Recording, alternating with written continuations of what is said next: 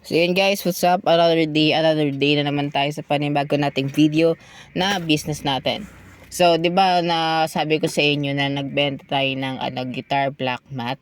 So, yun yung ginawa nating kapital para makabili ng another business natin para sa sa school supplies business. Kasi habang nagba-buy and sell tayo, kailangan din natin ng another sideline para kumita din. Kasi 'di ba, habang naka-stock yung mga things natin about sa school supplies is nag-buy and sell naman tayo, 'di ba? So, kunyari, nag-buy and sell ako. Naghihintay pa ako ng mga clients na naghahanap ng ganito. Kaya habang naghihintay tayo sa buy and sell natin is meron pa tayong business na school supplies. At least dalawa yung ginagawa natin. Habang naghihintay tayo, at least meron tayong another produkto na na pwede natin mabenta.